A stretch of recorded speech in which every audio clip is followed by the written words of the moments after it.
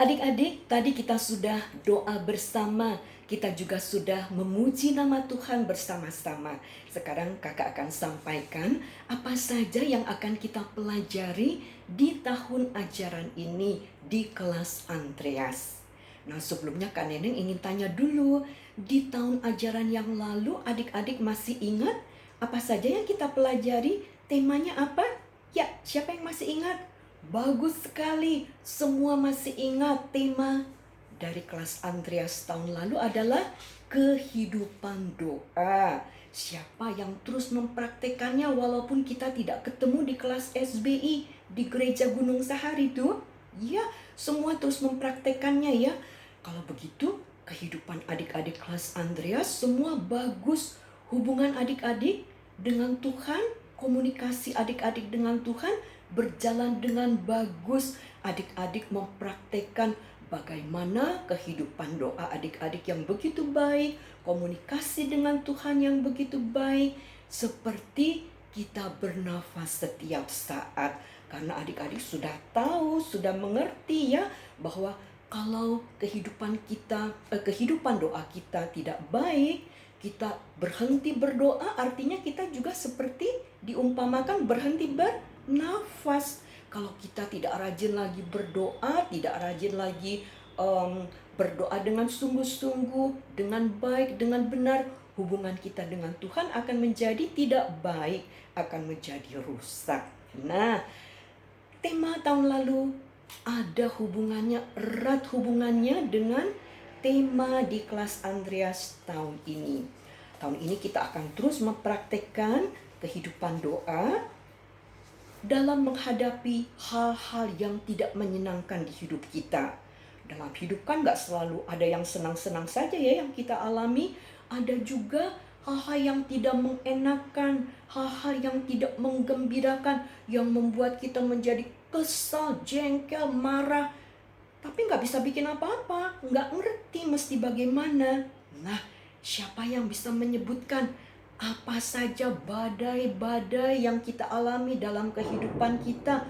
Mungkin kita pernah mengalaminya, atau barangkali kita akan mengalaminya. Pasti dalam hidup kita akan mengalami apa yang namanya badai-badai kehidupan.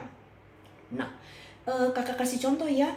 Yang bisa disebut sebagai badai kehidupan adalah ketika kita sebetulnya tidak salah, nggak salah, tapi kita disalah-salahin, dipersalahkan, atau kita pernah nggak dianggap, kita diremehkan. Aduh, nggak enak betul kan ya kalau diperlakukan seperti itu.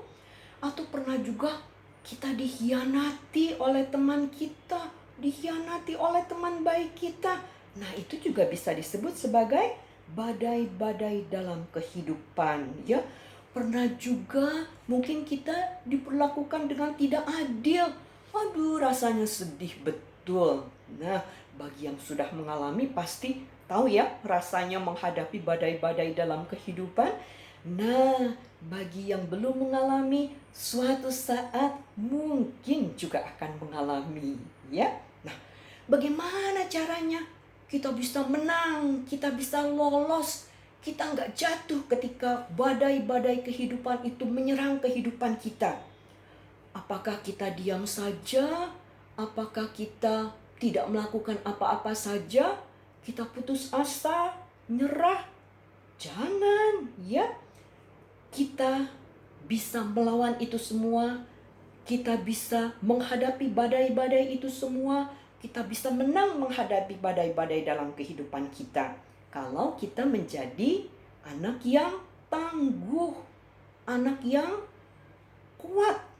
Nah, di tahun ini kita di kelas Andreas akan belajar bagaimana caranya supaya bisa menjadi anak yang tangguh, anak yang kuat, supaya menang, supaya lolos menghadapi badai-badai dalam kehidupan.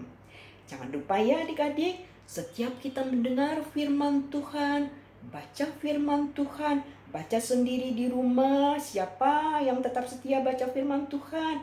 Walaupun mungkin mama papa sedang tidak sempat menemani untuk bersama-sama baca firman Tuhan. Nah, kalau kita tetap setia, baca firman Tuhan, dengar firman Tuhan. Bukan hanya dengar, bukan hanya baca, tapi juga menyimpan dalam hati dan nurut. Ikuti apa yang dikatakan di firman Tuhan itu. Maka kita akan menjadi anak yang bijaksana. Itu juga satu syarat ya supaya kita bisa menjadi anak yang kuat, anak yang tangguh. Sampai di sini dulu ya, apa yang ingin kakak sampaikan tentang apa yang akan kita pelajari di tahun ajaran yang baru ini.